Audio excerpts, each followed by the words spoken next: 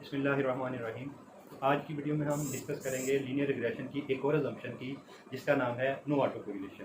تو یہ auto correlation یا نو آٹو کوریلیشن کیا ہے، اس کو ہم سمجھنے کی کوشش کریں گے کہ کیسے ہم ایرر ٹرمز کو لے کے ڈیٹا کے تھرو اور اس کو ویژولائز ایک گراف کے تھرو ہم اس کو ایکسپلین کرنے کی کوشش کریں گے کہ یہ آٹو کوریلیشن بیسیکلی ہوتی کیا ہے۔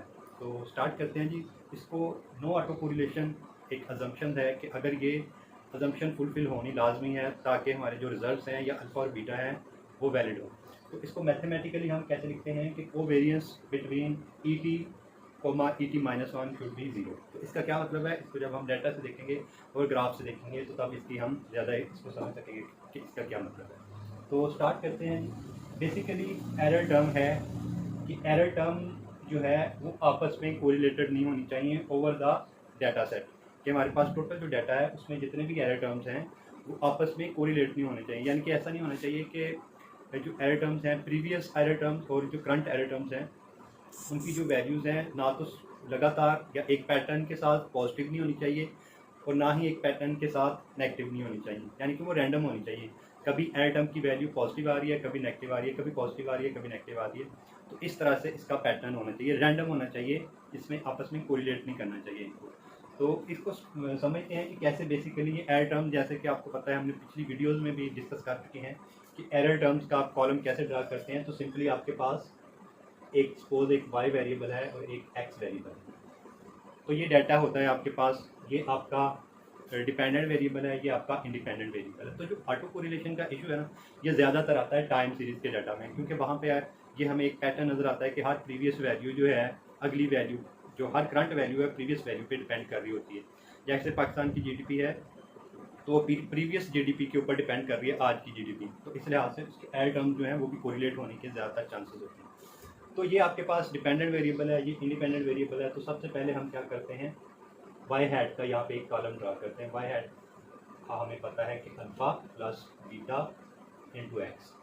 تو اس ڈیٹا کے تھرو ہم بیٹا کی ویلیو فائنڈ کریں گے اور الفا کی ویلیو فائنڈ کریں گے، تو ہماری لینئر ریگریشن لائن بن جائے گی۔ تو لینئر ریگریشن لائن جو بن جائے گی وہاں پہ پھر ایک ایک کر کے ایکس کی ویلیوز کو پٹ کرتے جائیں گے اور الفا اور بیٹا جو ہم نے نکالا ہے وہ ویلیوز ایڈ کرتے جائیں گے۔ تو یہ ہمارے پاس وائی ہیڈ کا کالم یہاں پہ ہم اس کو ڈرا کر لیں گے۔ جب وائی اور وائی ہیڈ آ گیا تو یہاں سے اب ہمارا ایرر ٹرم آ جائے گا۔ ایرر ٹرم کس کے ایکول ہوگا، وائی مائنس وائی ہیڈ۔ تو یہ جو ہماری ایکچوئل ڈیپینڈنٹ ویریبل ہے اور یہ جو ہم نے ایسٹیمیٹ کی ہے لائن، اس کا ایکچوئل ویلیوز کا اور لائن جو ریگریشن لائن ہے اس کا جو ڈسٹینس ہے یا ڈفرینس ہے اس کو ہم بولتے ہیں ایرر ٹرم۔ تو یہ ایرر ٹرم جو ہیں ساری، ان کی جو ویلیوز ہیں وہ آپس میں ہم کہہ رہے ہیں کہ کوریلیٹ نہیں ہونی چاہیے یا اس میں پیٹرن نہیں ہونا چاہیے۔ تو کیسے، فار ایگزامپل یہاں پہ آپ کا فرسٹ ایرر ٹرم کی ویلیو آتی ہے 1.2، سیکنڈ کی آتی ہے 1.4، تھرڈ کی آتی ہے 2، پھر آتی ہے 0.4 سپوز، پھر 0.6۔ تو یہ دیکھیں، یہ ایک پیٹرن نظر آ رہا ہے آپ کو، کیا کس طرح کا پیٹرن نظر آ رہا ہے کہ یہ ساری جو ایرر ٹرمز ہیں یہ ساری پازیٹیو ہیں، پازیٹیو ایرر ٹرمز ہیں یہ ساری کیا ہیں، پازیٹیو ویلیوز ہیں۔ تو جب بھی کوئی لگاتار پازیٹیو ویلیوز آئیں یا لگاتار کنٹینیوسلی نیگیٹو ویلیوز آتی جائیں ایرر ٹرمز میں، تو اس کو کہتے ہیں کہ یہ آٹو کوریلیشن کا اس میں ایشو ہے۔ تو ہم یہ کہتے ہیں کہ آٹو کوریلیشن نہیں ہونی چاہیے۔ تو آٹو کوریلیشن نہ ہونے کا کیا مطلب ہے کہ ایرر ٹرم کی جو ویلیوز ہیں وہ ایسے پازیٹیو لگاتار نہیں آنی چاہیے، نہ نیگیٹو۔ کس طرح کی آنی چاہیے، اس طرح ان کا پیٹرن ہونا چاہیے۔ یہ آپ کا اگر ایرر ٹرم کالم ہے تو وہ اس طرح سے ہونا چاہیے کہ فار ایگزامپل پہلی ویلیو تھی 1.2، پھر آنی چاہیے -1.4، پھر 0.4، پھر فار ایگزامپل آ رہی ہے -2، پھر -3، پھر 2، پھر -0.1، یعنی کہ یہ رینڈم ہے، کبھی کوئی پازیٹیو آ رہی ہے، کبھی کوئی نیگیٹو ویلیو آ رہی ہے۔ تو اس کو ہم کہیں گے کہ ہمارا جو ایٹم ہے یہ رینڈم ہے، اس میں کوئی پیٹرن نہیں ہے، کوئی رینڈم ایررز ہیں۔ تو جب رینڈم ایررز ہوں گے تو نو آٹو کوریلیشن، لیکن اگر اس میں پیٹرن ہے، اس میں کوئی لگاتار پازیٹیو ویلیوز آ رہی ہیں یا لگاتار نیگیٹو ویلیوز آ رہی ہیں، تو اس کا مطلب ہے اس میں کوئی نہ کوئی پیٹرن نظر۔ تو گرافیکلی ہم تھوڑا سا ایکسپلین کرتے ہیں کہ جب ہم کہتے ہیں کہ نو آٹو کوریلیشن تو اس کا مطلب کیا ہے کہ یہاں پہ ہم ٹائم پیریڈ لیں گے، فرسٹ جو ہمارا ایٹم ہے، سیکنڈ ایٹم، تھرڈ ایٹم، وہ اس کو ہم پلاٹ کرتے جائیں گے اور یہاں پہ ایک ہماری آئے گی سینٹر لائن۔ یہاں پہ کیا ہے، زیرو ویلیو ہے آف ایرر ٹرم، یہاں پہ آپ کے ایررز آ جائیں گے یا اس کو ریزیڈیول بھی آپ بولتے ہیں۔ تو جب تو ہوگی نو آٹو کوریلیشن، تو نو آٹو کوریلیشن کا کیا، کیسے ہم اس کو پلاٹ میں ہمیں نظر آئیں گے۔ नो ऑटो कोरिलेशन के ये ऊपर वाली सारी वैल्यूज जो 0 से ऊपर होंगी जो पॉजिटिव ऑटो कोरिलेशन हैं, ये या पॉजिटिव वैल्यूज हैं एरर टर्म की, और ये नेगेटिव वैल्यूज हैं एरर टर्म की। 0 से ऊपर पॉजिटिव एरर टर्म्स हैं, 0 से नीचे नेगेटिव एरर टर्म्स। तो अगर तो ये हमारा पहला एरर टर्म है E1, ये अगर हमारा सेकंड एरर टर्म है E2, तो ये देखिए ऊपर वाला फर्स्ट वन है, सेकंड वाला E2 ये नेगेटिव है, वो पॉजिटिव है। फिर थर्ड E3 आएगा, ये सपोज फिर पॉजिटिव है, और E4 जो है ये नेगेटिव है। ऐसे तो एरर टर्म्स अगर ऐसे आ रही है हमारे कि कभी कोई नेगेटिव वैल्यू आ रही है, कभी कोई पॉजिटिव आ रही है, इसको हम कहते हैं कि हमारी जो रैंडम एरर टर्म्स हैं वो रैंडम है। पॉजिटिव नेगेटिव रैंडम एरर्स हैं, रैंडम है, कोई इसमें पैटर्न नहीं है। लेकिन यही ग्राफ अगर इस तरह का हो,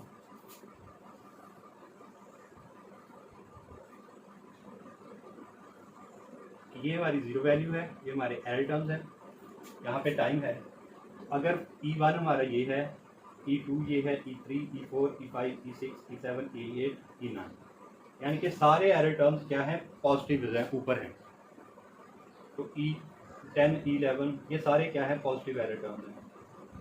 E1 E2 E3 E4 E5 सारे, जैसे हमने डाटा में देखा था कि एक पैटर्न नज़र आ रहा है आपको, ये सारी जो शुरू की वैल्यूज हैं एरर टर्म्स की वो पॉजिटिव आ रही है, ठीक है, नीचे कोई नहीं है। तो इसका क्या मतलब है, एक पैटर्न है पॉजिटिव एरर टर्म्स का। तो इस पैटर्न को, ये जो सारी पॉजिटिव वैल्यूज हमें शो हो रही हैं, इस पैटर्न को हम क्या कह रहे हैं कि ये ऑटो कोरिलेशन है,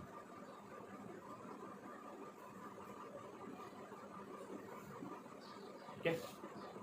या पॉजिटिव हो इसका पैटर्न या नेगेटिव हो, तो ये दोनों सूरत में इसको हम ऑटो कोरिलेशन कहते हैं। तो हम लीनियर रिग्रेशन में कहते हैं कि इस तरह का इनके दरमियान ताल्लुक या रिलेशनशिप नहीं होना चाहिए एरर टर्म्स के दरमियान, क्योंकि अगर इस तरह का एरर टर्म्स के दरमियान रिलेशनशिप है तो इसका मतलब है हमारे डाटा में, हमारे जो हमने एस्टिमेशन लाइन रन की है उसमें कोई प्रॉब्लम है। ये एक इंडिकेटर्स हैं कि हमारे जो मॉडल में कोई ना कोई इशू है। तो अगर तो आपको रैंडमनेस नज़र आए ऐसे कि E1 E2 E3 ऐसे हों सारे, तो तब तो कोई इसमें इशू नहीं है, ये नो ऑटो कोरिलेशन। लेकिन अगर उसमें पैटर्न नज़र आए कि ज़्यादातर एक लगातार आपकी पॉजिटिव वैल्यूज़ आ रही हैं या लगातार नेगेटिव वैल्यूज़ आ रही हैं, तो इसका मतलब है उनके दरमियान कोरिलेशन है। अब इसको इक्वेशन को समझने की कोशिश करें। इसका क्या मतलब है, कोवेरियंस बिटवीन ET और ET-1।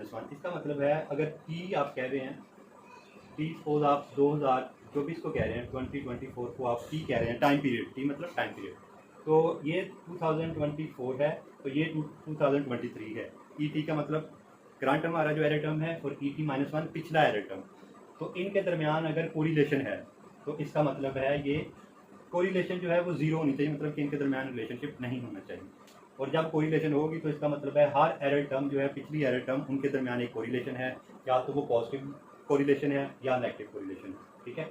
और ये फिर इक्वल टू जीरो नहीं होगा, वो आपस में कोरिलेट कर रहे हैं। तो ये क्यों ज़रूरी है, ये किस लिए हमारे डाटा में प्रॉब्लम करती है ऑटो कोरिलेशन। इसका मतलब सिंपली यही है कि या तो हमने कोई अपने मॉडल में कोई इंपॉर्टेंट जो वेरिएबल है उसको सही तरह से डिफाइन नहीं किया, वो हमारे मॉडल में आना चाहिए था, उसको हमने नहीं लिया।